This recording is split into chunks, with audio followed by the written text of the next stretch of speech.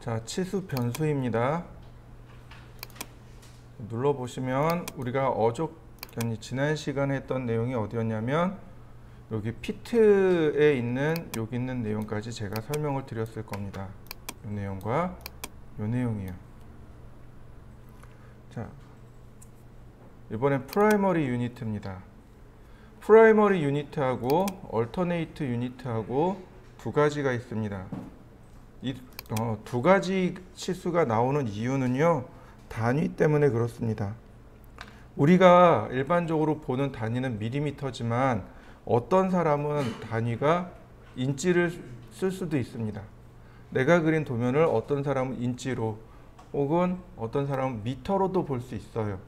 그러니까 이 단위를 두 개를 놓고 볼 수 있어야 됩니다.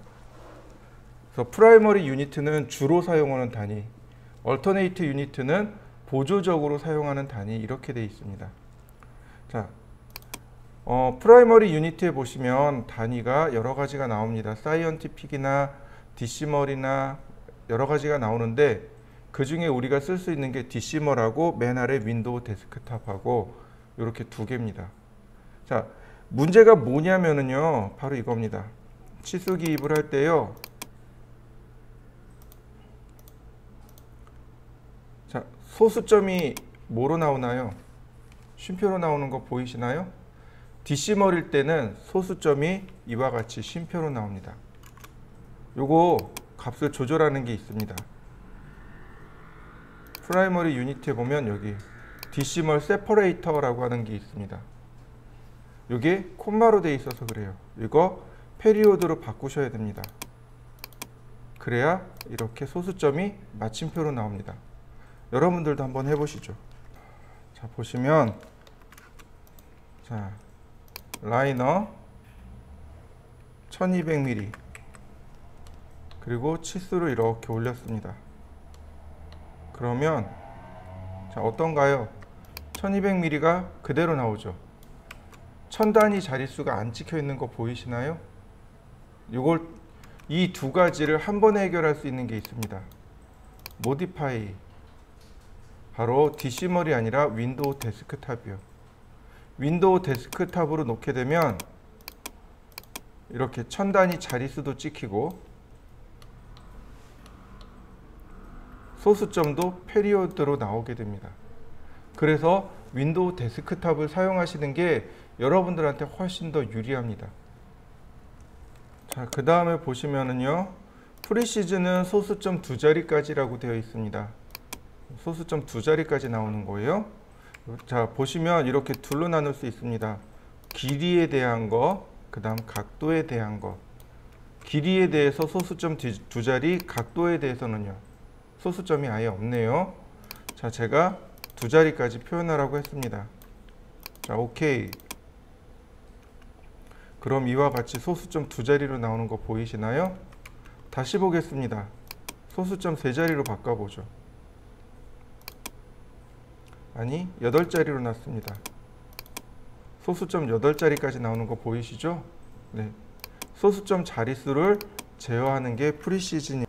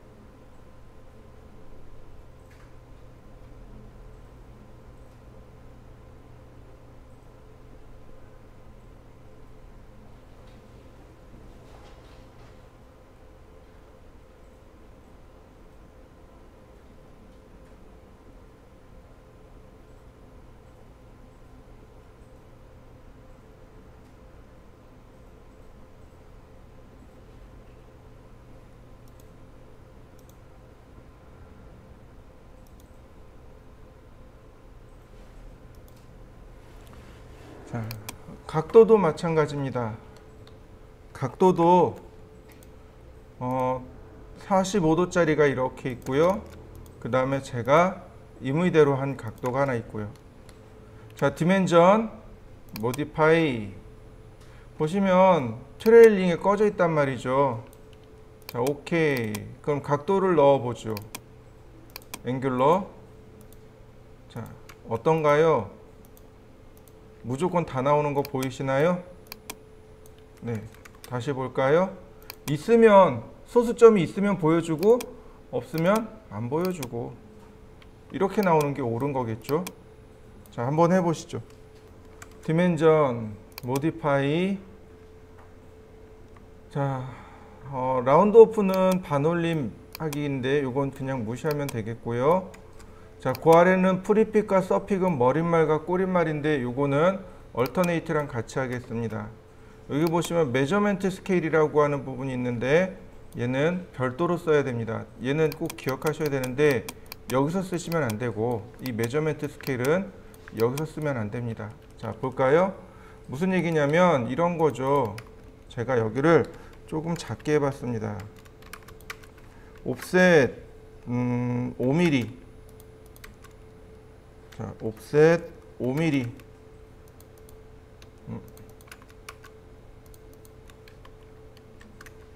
분해하기 옵셋 5mm.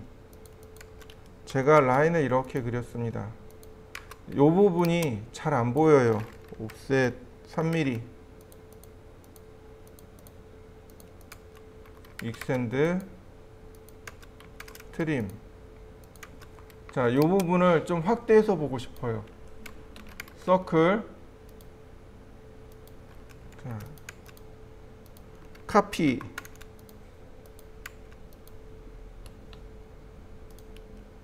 트림. 스케일 3배. 그러면 이 부분이 3배 커진 것 이해되시나요? 그럼 더 크게 볼 수 있는 거죠. 이럴 때 치수가 15mm인가요? 아니면 5mm로 나와야 되나요? 여기 치수가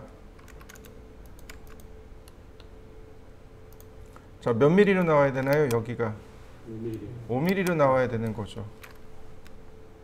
자, 여기는 어떤가요? 자, 두 개를 비교해 보면 여기는 3mm인데 여기는 9mm로 나와요. 왜요?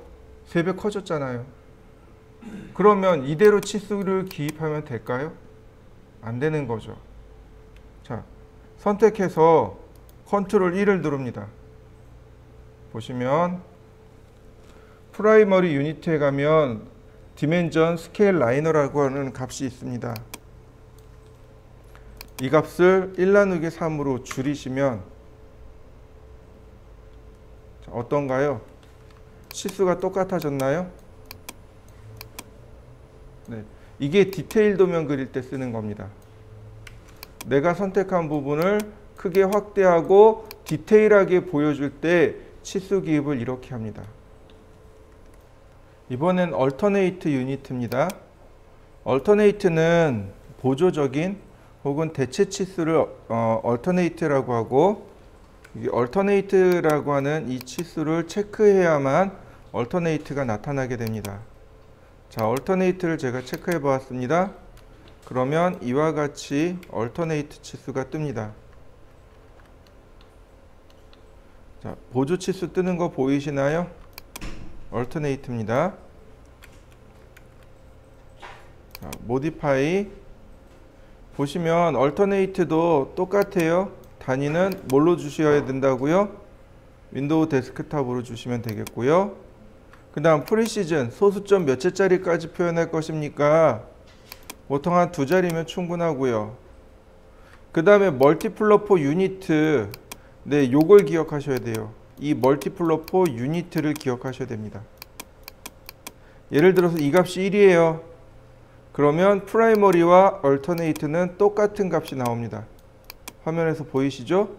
동일한 값이 나오게 됩니다. 여러분들도 한번 바꿔보시죠. 자, 모디파이 자, 멀티플러 포 유니트 값을 바꿔보죠. 0.5라고 했습니다. 그럼 어떻게 될까요? 네, 프라이머리 유니트의 절반에 나오겠죠.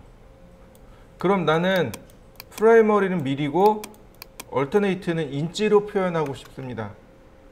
그러면 어떻게 해야 될까요? 자, 1인치는 25.4mm죠. 그러니까 10 나누기 254 하시면 됩니다. 그러면 10 나누기 254요. 즉 1mm는 25.4분의 1인 거죠. 그러니까 CAD는 정수 나누기밖에 안 되니까 10분의 그러니까 254분의 10 하면 되는 거죠. 그러면 이렇게 미리와 인치로 나눠지게 됩니다. 한번 해보시죠. 잠깐만 요 밑으로 내려가 보죠. 플레이스먼트라고 합니다. 자리 맞춤이죠. 위치란 뜻이에요. 애프터 프라이머리 밸류, 주치수 뒤에 보여주겠습니다. below 프라이머리 밸류, 프라이머리 밸류 아래 보여주겠습니다. 자, 요게 조금 더 보기 편한 거죠. 또 하나, 자, 제가 프리픽하고 서픽에 대해서 설명을 안 했습니다. 프라이머리는 미리, 얼터네이트의 서픽은 인치. 자, 어떤가요? 뒤에 꼬리말 달려있는 거 보이시나요? 마지막으로 보시면 트레일링 여기도 있죠? 소수점이 있으면 보여주고 없으면 안 보여주고. 자, 끄고 톨러런스 공차로 넘어가 보도록 하겠습니다. 치수 공차입니다. 치수 공차, 그 다음에 형상 공차, 기하 공차 이렇게 두 가지가 있다고 했습니다. 그래서 지난 시간에 기하 공차에 대해서 제가 설명을 드렸는데요. 이번 시간에는 치수 공차에 대해서 설명드리도록 하죠. 보시면 메소드가 들어가시면 네 가지가 있는데 그냥 세 개만 기억하시면 됩니다. 시멘트리컬, 그 다음 디비전, 리미트 이렇게 세 개를 기억하시면 됩니다. 시멘트리컬이라는 것은 상한값과 하한값이 똑같은 것을 시멘트리컬이라고 합니다. 즉 내가 기준으로 지정해 놓은 치수가 있겠죠. 이거보다 위의 값, 위에 허용하는 값, 상한값, 아래 허용하는 값, 하한값. 예를 들어서 100mm에 0.2mm 플러스하고 100mm에 0.2mm를 더 허용해 줍니다. 그 다음에 마이너스 0.1mm를 허용해 줍니다. 그럼 무슨 얘기예요? 100mm에 0.2mm까지는 허용하겠습니다. 이건 상한값이에요. 그런데 마이너스 0.1mm까지 허용합니다. 이건 하한값입니다. 위의 값, 아래 값 이렇게 얘기하시면 돼요. 근데 간혹가다 이 두 개가 똑같이 나오는 경우가 있습니다. 그럴 때는 플러스 마이너스로 표기를 해요. 그래서 시멘트리컬을 누르면 어퍼 밸류와 로우 밸류가 똑같습니다. 로우 밸류가 비활성됩니다. 어퍼 밸류 하나만 들어가요. 예를 들어서 0.2라고 놨습니다. 그러면 이렇게 플러스 마이너스 0.2로 나와요. 아니, 디멘전 모디파이. 자, 이번에는 디비전으로 나누겠습니다. 디비전은 나누다란 뜻으로 어퍼 밸류와 로우 밸류 이렇게 둘로 나눠집니다. 자, 로우 밸류를 0.1로 놓죠. 0.1로 놨고 어퍼 밸류를 0.2로 놨습니다. 그럼 어떻게 나오나 보실까요? 둘로 나눠진 거 보이시나요? 그런데 0.2는 플러스 0.1로 나오고 0.1을 넣은 것은 마이너스 0.1로 표시가 됩니다. 자, 무슨 의미냐면 자, 어퍼 밸류는 상한값으로 이렇게 플러스 값입니다. 로우 밸류는 아래 값으로 이렇게 음수입니다. 값 자체가 음수예요. 그래서 우리가 중학교 때 배웠던 것 중에 플러스 곱하기 마이너스는 마이너스고 마이너스 곱하기 마이너스는 플러스고 플러스 곱하기 플러스는 플러스입니다 라는 것을 우리가 공부했습니다. 기억나시나요? 안 나면 그냥 외워버리세요. 플러스 값에 플러스를 곱하면 값이 플러스로 나옵니다. 마이너스 값인데 마이너스 값을 곱하면 플러스로 나와요. 그런데 플러스 곱하기 마이너스는 마이너스로 나옵니다. 이해되셨나요? 잠깐 적어 드릴게요. 한번 꼭 기억해 보세요. 자, 플러스 곱하기 플러스는 플러스, 마이너스 곱하기 마이너스도 플러스. 그런데 플러스 곱하기 마이너스는 마이너스가 됩니다. 이해되셨나요? 네, 우리가 이걸 배웠었어요. 기억을 못할 뿐입니다. 그러니까 값이 플러스 값으로 곱하거나 마이너스 값으로 곱하든 어쨌든 두 개의 값이 플러스 플러스 혹은 마이너스 마이너스면 플러스로 나옵니다. 그러나 서로 부호가 다르면 마이너스로 나와 버립니다. 이해되셨나요? 네, 다시요. 부호가 똑같아요. 플러스 플러스죠?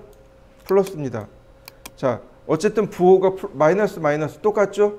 네, 그럼 플러스로 나옵니다. 근데 부호가 다르면 마이너스가 돼요. 이게 무슨 의미냐면 어퍼 밸류는 값 자체가 기본값이 플러스고 로우 밸류는 기본값이 마이너스입니다. 내가 플러스 0.1을 넣었기 때문에 값이 마이너스 0.1로 나오는 거고, 얘는 어차피 플러스 값이기 때문에 0.1을 넣으면 플러스 0.2가 나옵니다. 자, 한번 볼까요? 이번엔 마이너스 0.1을 넣습니다. 그리고 마이너스 0. 아니다. 위에 값이니까 마이너스 0.2, 아래 값이니까 마이너스 0.1로 넣습니다.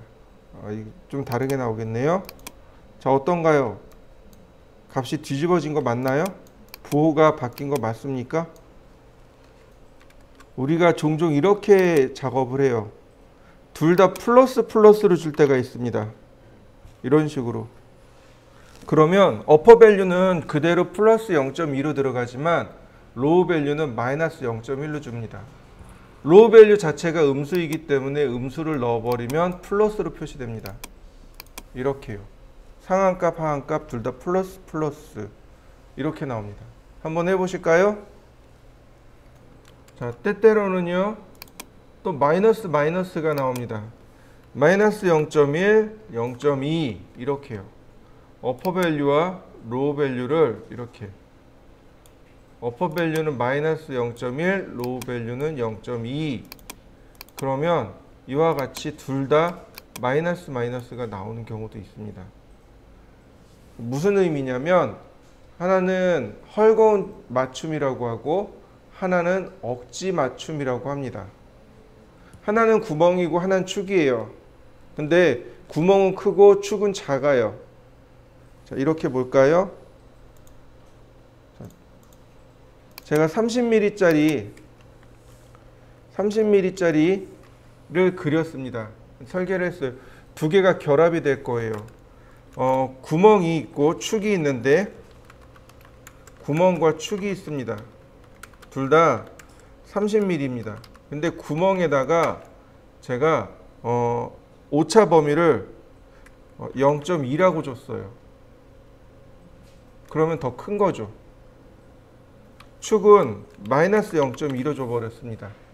그럼 어떻게 되나요? 29.8mm 밖에 안 되는 거죠. 얘는 30.2mm가 되는 거고 얘는 29.8mm가 됩니다. 그럼 어떻게 돼요? 구멍은 크고 축은 작죠. 헐거운 맞춤이 됩니다. 반대로 가볼까요? 구멍이 있고요. 축이 있습니다. 똑같이 30mm인데 얘는 0.2mm를 줬고요. 30mm인데 플러스 0.2로 줬습니다. 그럼 무슨 의미가 될까요? 구멍이 29.8mm예요. 근데 축이 30.2mm입니다. 어떻게 되나요? 축이 더 크죠? 그럼 이게 결합이 될까요? 안 돼요. 그래서 어떻게 하냐면 구멍에다가 열 처리를 합니다. 열을 가하면 팽창을 해요. 그래서 구멍이 조금 커집니다. 그래서 축에다가 때려 박아요. 축을 망치로 때려가지고 박습니다. 그러면 나중에 구멍이 천천히 식으면 어떻게 되나요? 다시 조여지겠죠. 축이 안 빠져요. 이런 걸 억지 끼워 맞춤이라고 합니다. 그래서 위에 같은 경우는 헐거운 맞춤, 아래 같은 경우는 억지 끼워 맞춤 이렇게 얘기해요. 이럴 때 공차를 표현하는 방법을 기억하셔야 됩니다. 자, 좀 쉬셨나요? 자, 이번에는 디멘전 모디파이 보시면 스케일 포 헤이트라고 하는 기능이 있습니다. 즉 공차 문자의 크기예요. 이 공차 문자의 크기가 치수 문자의 크기와 똑같다는 얘기입니다. 원래 이거 0.5로 주셔야 돼요. 이렇게 나오게끔. 또 하나, 또 뭘 줘야 되냐면, 자, 1이었을 때 얘가 지금 바툼에 걸려 있단 말이죠. 이렇게 아래쪽에 걸려 있잖아요. 이게 아니고 중간에 있어야 돼요. 중간에. 그러니까 버티컬 포지션, 이 버티컬 포지션을 미들로 놓고 얘는 0.5로 주셔야 됩니다. 그래야 이렇게 치수 공차가 완성이 됩니다. 이게 올바른 치수 공차의 예제입니다. 지시선입니다. 지시선이라는 건 말 그대로 이렇게 지시하는 선을 지시선이라고 하고요. 지시선을 쓰는 방법은 Q리더와 M리더. Q리더는 퀵 리더의 약자고 M리더는 멀티 리더의 약자입니다. 근데 아쉽게도 여기 커맨드에는 퀵 리더가 없고 멀티 리더만 있습니다. 물론 멀티 리더가 전부 다 대체를 할 수 있으니까 멀티 리더만 있기는 했는데 퀵 리더도 많이 사용하니까 꼭 기억하시면 좋겠습니다. 자, 퀵 리더 그러면 퍼스트 포인트라고 나옵니다. 퍼스트 리더 포인트, 그 다음에 넥스트 포인트, 그 다음 넥스트 포인트, 그 다음에는 뭐냐면 텍스트 위드 장평이에요. 그냥 0 주시면 됩니다. 그 다음에 퍼스트 라인 오브 어노테이션 텍스트, 즉 치수 문자에 첫 번째 줄을 넣어주세요 라는 뜻인데 굳이 그렇게 하지 않고 엔터, 그러면 M 텍스트를 쓸 수 있습니다.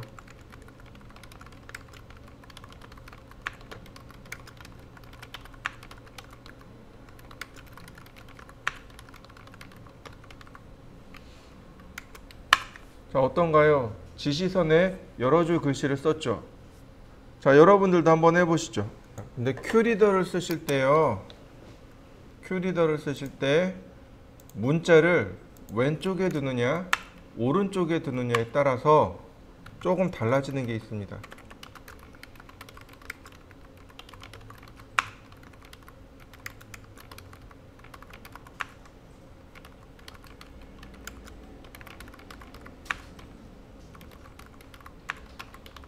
자, 어떤가요? 글자가 왼쪽으로 가면 맨 아랫줄에, 글자가 오른쪽으로 오면 맨 윗줄에 걸리는 거 보이시나요? 자, 여러분들도 한번 해보시죠. 이거 값 조절할 수 있어요. 자, 리더, 그러고 보면 여기 세팅이라는 값이 있습니다. 얘를 누르시면 내가 조절할 수 있어요. 크게 어노테이션, 그 다음에 화살초, 그 다음에 어태치먼트, 부착시키는 방법이에요. 문자를 부착시키는 방법. 네, 텍스트 온 레프트 사이드, 텍스트가 왼쪽에 위치할 때 맨 아랫줄 가운데다 넣어주세요. 텍스트가 오른쪽에 왔을 때 맨 윗줄 중간에 넣어주세요. 이렇게 돼 있는 겁니다. 편의상 이거를 둘 다 탑으로 놓든가 아니면 둘 다 바텀으로 놓고 쓰시는 게 조금 더 편할 겁니다. 그리고 언더라인 바텀 라인을 놓으시면 이것도 괜찮아요. 기계 쪽에서는 이것도 많이 사용하는 방법입니다. 무슨 얘기냐면 이런 식으로요. 엔터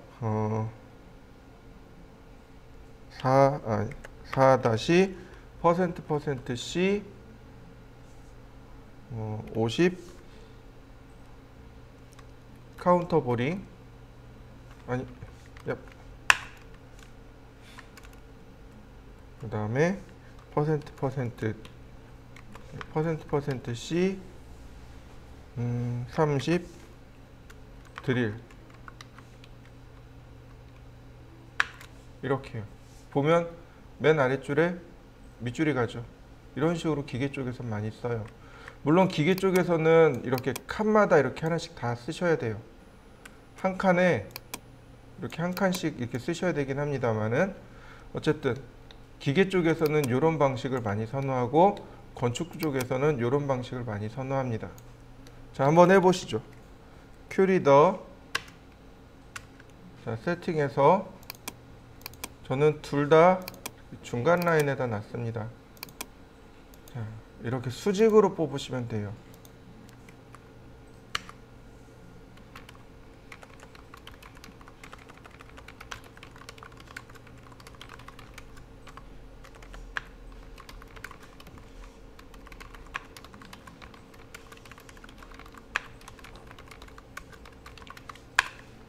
자, 보시면 이렇게 들어가 있죠.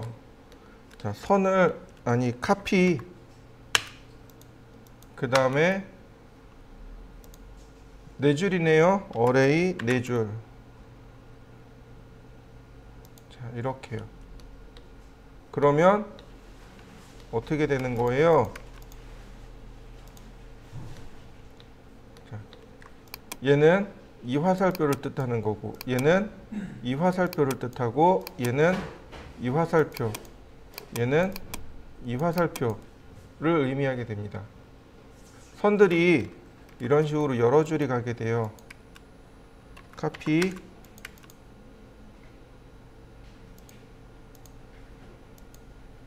이런 식으로. 그러면 얘네들을 조절하는 거죠. 이렇게 조절해서 화살표를 조절해서 쓰는 겁니다. 그러면 결국 얘는 여기 있는 내용, 요만큼에 있는 내용은 두 번째 줄, 요만큼에 있는 내용은 얘, 맨 위에 있는 내용은 얘, 이런 식으로 표현을 하게 됩니다. 이게 큐리더를 사용하는 방법입니다. 세팅으로 들어가면 화살촉이 나옵니다. 화살촉을 건축이나 이런 데서는 도트를 많이 사용해요. 도트를 씁니다. 도트를 보시면 훨씬 더 이해가 더 빠를 거예요. 이런 식으로.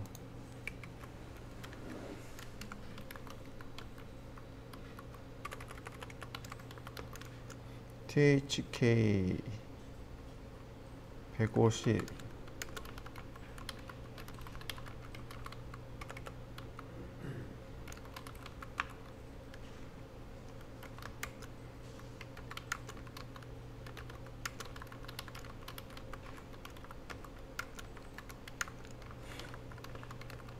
자, 이렇게 제가 3줄을 썼습니다. 그럼 마찬가지로 카피 어레이 3개, 자, 이런 모양이 되겠죠. 선택해서 도트의 위치를 다시 잘 맞춰주시면 보세요. 요 도트에 있는 내용은 얘고, 요 도트에 있는 내용은 두 번째고, 마지막 도트에 있는 내용은 얘가 되는 거죠. 보통은 이런 식으로 많이 사용합니다. 자, 또한 자, 이렇게도 사용합니다. 큐리더 세팅에 들어가면 여기 스트레이트가 있고 스플라인이 있습니다. 그리고 그 아래 넘버 오브 포인트가 있어요. 지금 3번밖에 안 찍혀요. 원점, 첫 번째 점, 두 번째 점 이렇게 3번밖에 안 찍힙니다. 요것 때문에 그래요. 제가 스플라인으로 놨고 얘를 4번으로 고쳐놨습니다. 오케이. 첫 번째 점, 두 번째 점, 세 번째 점, 네 번째 점. 더 이상 안 나가요. 엔터.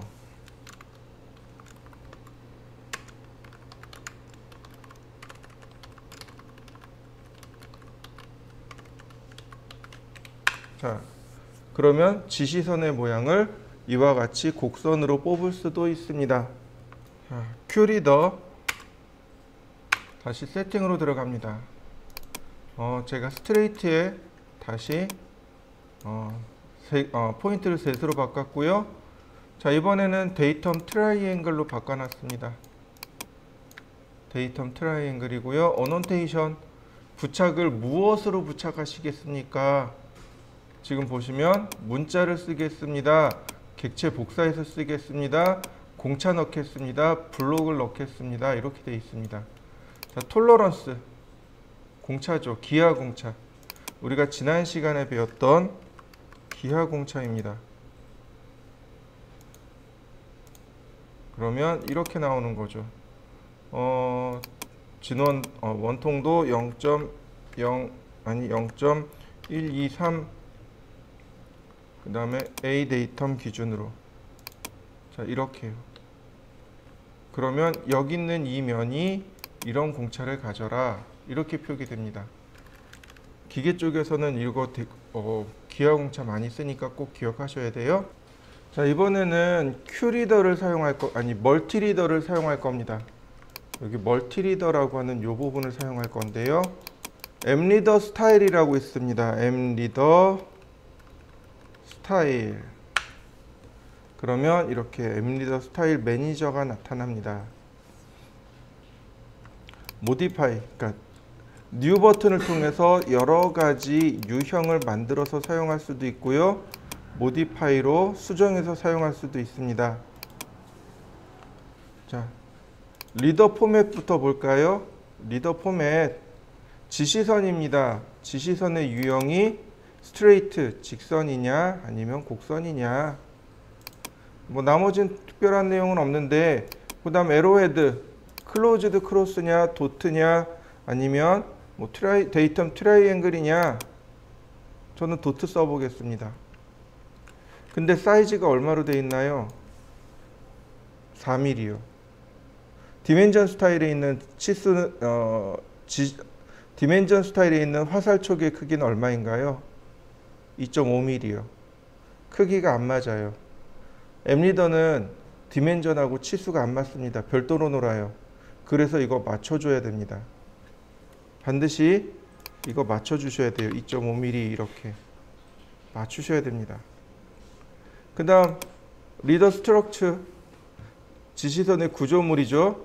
자, 보시면 맥시멈 리더 포인트, 얘는 2번이면 충분해요. 큐리더는 3번을 클릭해야 되죠. 예, 엠리더는 2번만 클릭하시면 됩니다. 그 다음에 여기 또 스케일이 있네요.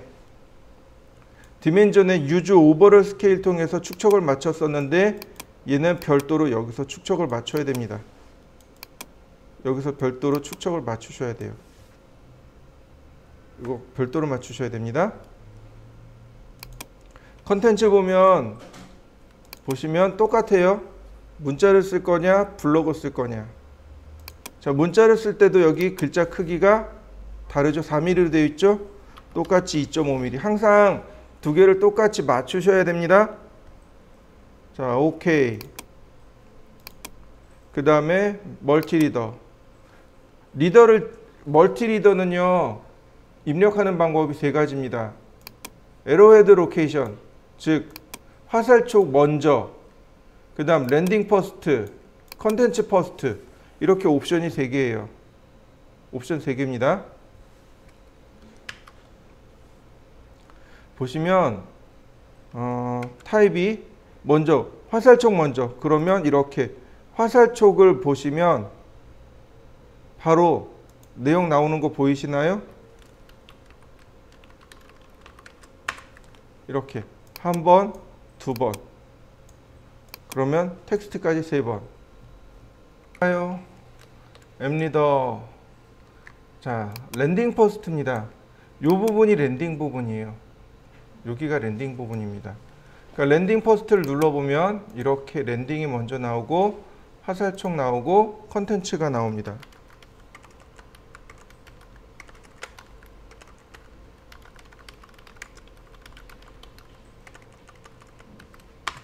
자, 한번 해보시죠. 큐리더. 이번엔 컨텐츠 퍼스트. 컨텐츠 퍼스트는 내용을 먼저 쓰는 겁니다. 그러면 이렇게 지시선의 위치가 내 마음대로 이렇게 바뀌는 거죠. 그 다음에 보시면은 앱리더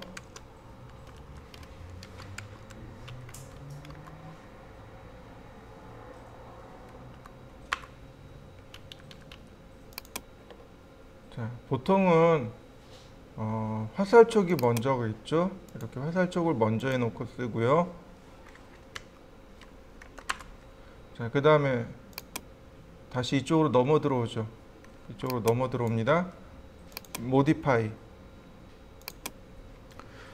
앱리더에서 텍스트를 쓰는 건 일반 큐리더와 똑같아요.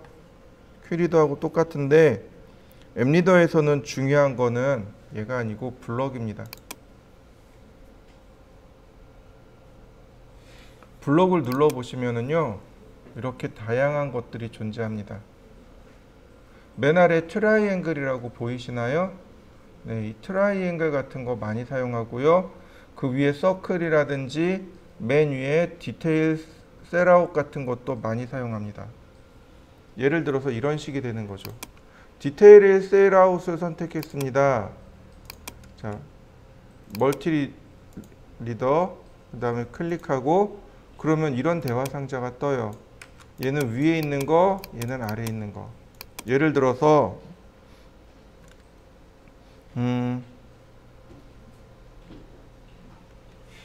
WP01 그럼 무슨 뜻이 되냐면 워터 페인트, 즉 수성 페인트 첫 번째란 뜻입니다. 이런 식으로 건축 쪽에서요, 혹은 인테리어 쪽에서 재질 표기할 때 이렇게 많이 사용합니다. 샘플을 하나 보여드릴게요. 예전에 아주 예전에 근무했을 때 썼던 자료인데 그때 이제 했던 내용들인데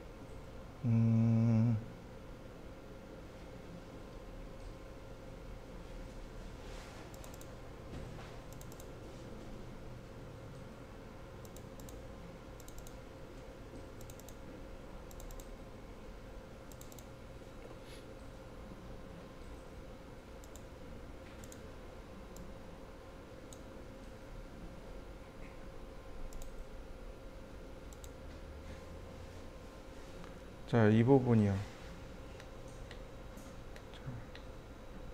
여기 보이시나요? WP01이라고 써 있죠. 이거 재료 마감표에 들어가서 확인해야 됩니다. 머티리얼 리스트요. 지금 보시는 게 재질 마감표예요. 자, 비닐 타일 같은 경우 VT를 쓰네요. 스톤은 S를 쓰고요. 타일은 T를 쓰는군요. 여기서 WT는 뭘 썼을까요? 네, 여기는 월페이퍼 WP라고 썼네요. 천정용 벽지가 01번이네요. 여기 01번을 썼으니까 여기 천정용 벽지를 써야 되는군요. 이해되시나요? 자, 여러분들도 한번 그려보시겠어요? 자, 역시 마찬가지로 멀티라인 스타일 모디파이 보시면 서클이 있습니다. 서클도 많이 써요.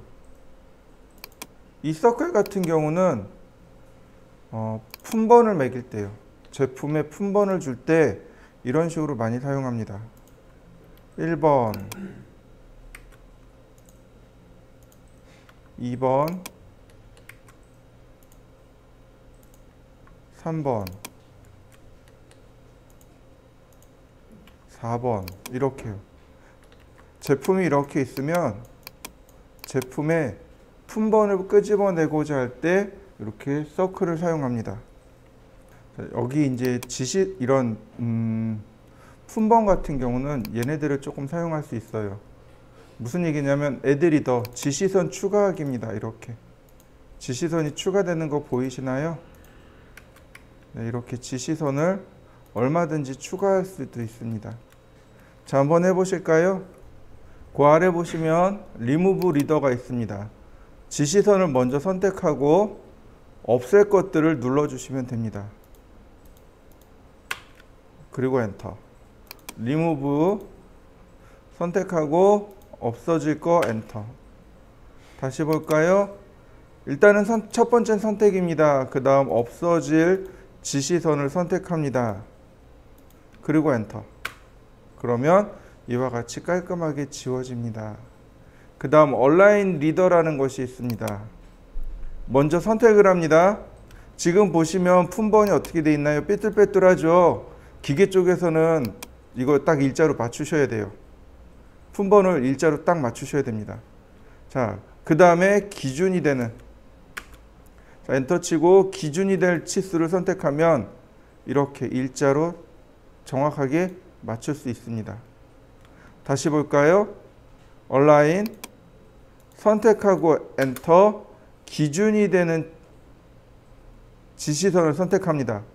그러면 이렇게 어느 쪽 방향이든지 간에 내가 일렬로 딱 정렬할 수 있습니다. 앱리더 스타일로 들어갑니다. 앱리더 스타일, 모디파이. 여기 또 밑으로 내려가면 트라이앵글이라는 것이 있습니다. 이 트라이앵글은 리비전을 할 때 사용합니다. 계정 마크 기억나시나요? 자, 트라이앵글로 바꾸고, 트라이앵글을 쓸 때는요 리더가 없습니다. 지시선이 없어요.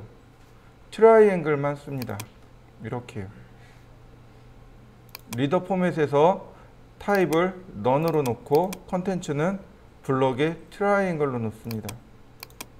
자, 우리가 기억할 거예요. 어떤 걸 기억하냐면 리비전 클라우드요. 리비전 클라우드. 아크 랭스가 있죠. 아크 랭스 50mm. 그 다음에 스타일은 캘리그라피. 자, 기억나시나요? 그룹 마크. 요 그룹 마크 그렸던 거 기억나시나요? 리비전 클라우드 아크 랭스 10mm. 그 다음 프리핸드. 자, 이렇게요. 이거 리비전 클라우드 쓴 거죠. 네, 이때 사용하는 겁니다. 여기에다가 멀티리더로 땅 1번 이렇게 들어가는 겁니다. 이게 한 세트예요. 리비전 클라우드 해놓고 트라이앵글 마커에서 1번 이렇게 써놓는 겁니다. 그러면 나중에 어디로 가냐면 이제 이쪽으로 들어가야 되는 거죠. 여기 있을지 모르겠는데 여기 보시면 여기 리비전 번호 보이시나요? 여기에 1번 날짜 쓰고 내용 쓰고 2번 날짜 쓰고 내용 쓰고 이렇게 들어가게 됩니다. 그러면 이 리비전 클라우드는 언제 써요? 도면 계정할 때 쓴단 말이죠. 네. 도면 계정이 뭐죠? 자, 이렇게 보시면 돼요.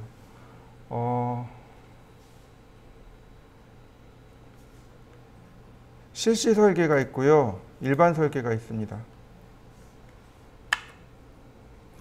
보통 크게 둘로 나누면 일반 설계가 있어요.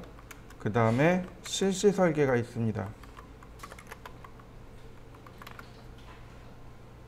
실시 설계 때는 절대로 도면 수정하지 않아요. 근데 그 이전, 실시 설계 이전 단계에서는 도면을 얼마든지 수정을 합니다. 왜냐하면 실시 설계 때는 실시 설계는 시공을 위한 도면입니다. 작업을 위한 도면이에요. 그래서 이때는 수정을 해버리면 작업하다 말고 다시 작업을 해야 되는 그런 결과가 만들어지는 거죠. 예를 들어서 이런 거예요. 나는 여기다 벽을 딱 세워놨단 말이죠. 그 날짜에 의해서. 근데 어느 날 갑자기 클라이언트가 와서 여기 너무 좁아요. 이거 바꿔주세요. 도면 바꿔주세요. 그럼 어떻게 된 거죠? 도면 바꾸는 건 문제가 아니죠. 근데 이미 여기 벽이 서 있잖아요. 이거 벽 허물고 다시 만들어야 된단 말이죠. 실시 설계 때는 이런 일들이 일어날 수 있어요. 그래서 실시 설계 때는 도면을 수정하지 않아요. 그런데 수정을 해요. 그럼에도 불구하고 수정을 합니다. 그러면 이런 거죠. 벽을 만들었다가 다시 허물고 다시 세워야 되잖아요. 그러면 만드는 데 들어간 시간이 있죠. 비용이 있죠. 뭐 예를 들어 자재비가 있고 인건비가 들어간단 말이죠. 근데 이걸 허물어야 돼요. 그럼 허무는 시간 있고 인건비 들어가요. 다시 이거 벽을 세워야 돼요. 그러면 거기에 들어가는 자재와 인건비가 또 있죠. 시간은 딜레이 되고 인건비나 자재비는 더 들어가는 거죠. 그럼 그거 누구한테 책임 소재가 있는 거죠?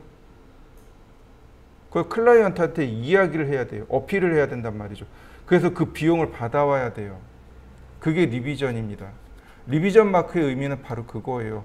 이거 언제 너네들이 수정해달라고 해서 이거 수정한 거야. 그러니까 비용을 더 줘야 돼 라고 도면에다가 딱 못 박아 놓는 겁니다. 그게 리비전 클라우드와 바로 트라이앵글 마크가 이렇게 한 세트가 되는 겁니다. 자, 드로우 메뉴에 보시면 여기 리비전 클라우드 있습니다. 렉탱글러, 폴리고널, 프리핸드. 자, 한번 해보시죠. 자, 리비전 클라우드입니다. 계정 마크라고 해요. 계정 마크. 도면에 계정 마크를 넣는 방법인데요. 자, 리비전 클라우드 그러면 먼저 아크랭스가 나옵니다. 지금 화면에 보다시피 이렇게 구름 모양으로 나오죠. 네, 그러니까 클라우드가 구름이죠. 리비전은 계정이란 뜻입니다. 계정 구름, 그 구름 마크라고 하는데 아크랭스라고 하는 건 바로 이 아크의 크기를 말합니다. 아크랭스를 보면 미니멈 가장 작은 거, 엔터, 그 다음 맥시멈 가장 큰 거 이렇게 줄 수 있습니다. 그 다음에 이제 오브젝트를 바꾸거나 렉탱귤러로 그리거나 폴리건으로 그리거나 아니면 프리핸드로 그리거나 이렇게 네 가지 방법으로 할 수 있고요. 맨 마지막에 보면 스타일이 있습니다. 먼저 스타일부터 볼게요. 스타일을 보시면 노멀과 캘리그라피 타입 두 가지가 있습니다. 지금 보신 게 캘리그라피 타입이에요. 캘리그라피어 펭그시 타입입니다. 이게 펭그시 타입이고 노멀을 이용해서 그리게 되면 자, 이렇게요. 자, 오른쪽은 노멀이고 왼쪽은 캘리그라피 타입입니다. 이해되셨나요? 네. 자, 다시 볼까요?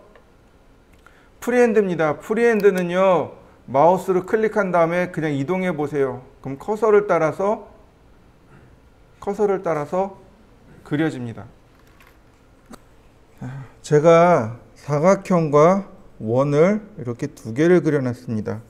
리비전 클라우드, 그 다음 오브젝트 클릭하면 바로 이렇게 바뀝니다. 오브젝트 클릭. 리버스 다이렉션이라고 되어 있습니다. 이거 방향 바꾸겠습니까? 라고 물어보는 거예요. 그 방향을 바꾸면 이렇게 만들 수 있습니다. 리비전 클라우드에 보시면 렉탱귤러라고 있습니다. 렉탱귤러는요, 사각형 모양으로 이렇게 한 번에 만들어내는 걸 말합니다. 또한 폴리고널은 다각형입니다. 그래서 클릭하시면 내가 원하는 모양대로 이렇게 다각형으로 그 형상을 만들 수 있습니다. 역시 이 두 가지도 한번 해보시죠. 평면도만 그릴 겁니다. 평면만.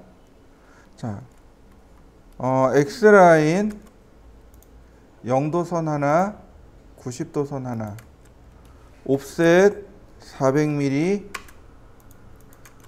다시 옵셋 280mm, 트림. 자, 요게 이제 평면의 가장 큰 모양입니다.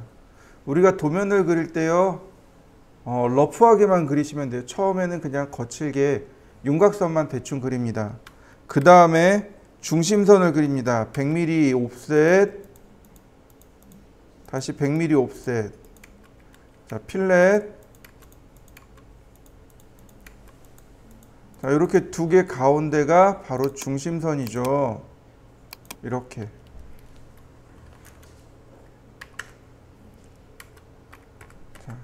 그 다음 랭슨 델타 12mm.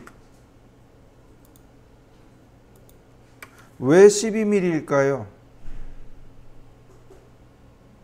보통 물체에서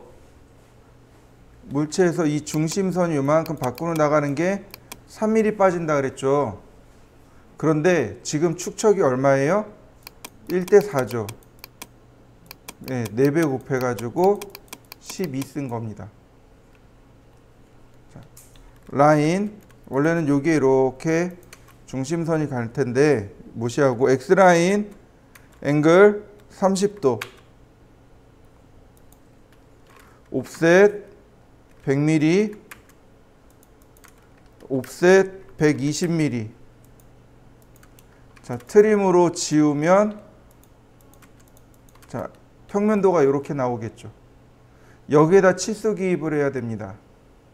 치수 기입을 할 건데 디멘전 스타일에서 반드시 바꿔야 될 게 하나 있습니다. 그게 뭐냐면 use overall scale. 이 값을 바꾸셔야 돼요. 이 값이 4가 돼야 됩니다. 도면에 1대 4잖아요. 그러니까 얘도 축척이 4가 돼야 됩니다. 자, 라인에서 베이스 라인 스페이싱 보통 한 8에서 10 정도 쓴다고 했습니다. 심볼의 내로 특별히 손댈 거 없고 문자도 손댈 거 없고 피트에서 use overall scale 프라이머리 유니트에서 윈도우 데스크탑. 자, 오케이. 그 다음 라이너 옵셋 40mm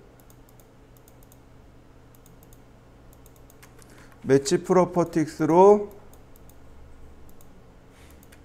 그 다음 트림으로 자르면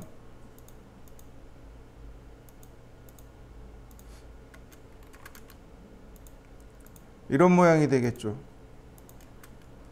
라이너로 치수를 뽑아 보자고요. 이렇게 공차 들어가 있네요. 아까 연습하던 거 공차 끄죠.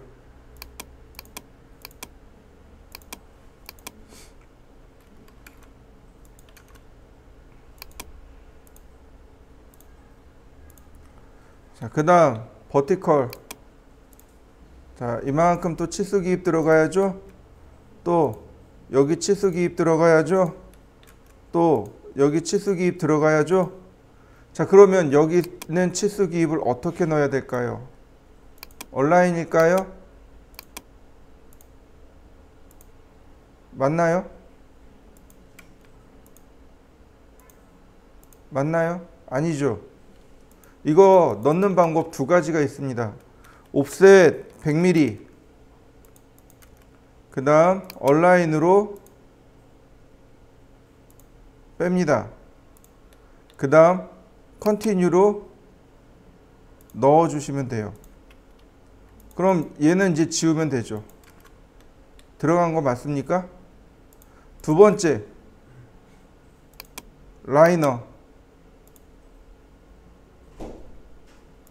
라이너는 수평과 수직으로만 빠지죠. 이때 뭐가 있냐면 여기 로테이티드라는 게 있었습니다. 이거 회전시키니까 많이 써요 라고 얘기했던 로테이티드 30도. 자, 치수 들어간 거 맞습니까?